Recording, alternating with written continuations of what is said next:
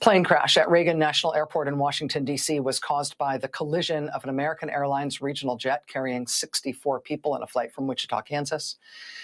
It collided with a US Army Blackhawk helicopter that was carrying 3 crew members. And tragically, there appear to have been no survivors of the crash on either aircraft.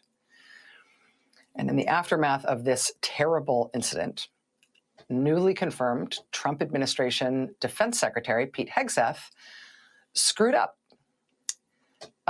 When a service member, any service member is killed while in service, there is a strict policy at the Pentagon. The Defense Department gives no information about any service member who has been killed until at least 24 hours has elapsed since their death. They do not give their name, they do not give their age, they do not give their rank. They give no information about the service member in question. And the reason they do that is because the Defense Department, sadly, but also obviously, has to deal with delivering terrible news like that way more than any other element of our government does.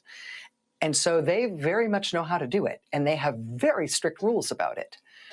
They are irreducibly strict, for example, about that 24-hour rule, specifically so they can be absolutely sure that the next of kin have been notified and have had time to absorb the information before any public announcement is made about the death of a particular service member. So that's the rule, hard and fast. No names, no ages, no ranks, nothing for 24 hours. And that's not just for service members killed in combat. It's for any service member killed while in service, whether it's a health incident or an accident or a crime or a tragic plane crash, right? That's the rule. Nothing for 24 hours. And it's a rule for good reason, for reasons of bare human decency, but also just competence at dealing with something very difficult.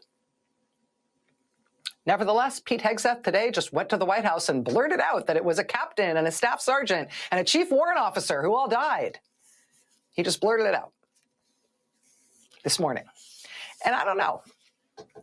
Maybe he is not cut out for this job. Maybe he was hired for some reason other than merit, experience, temperament, character. I don't know. Maybe there was something else about him. I don't know. But that is how it's going so far. Speaking to reporters about the crash today,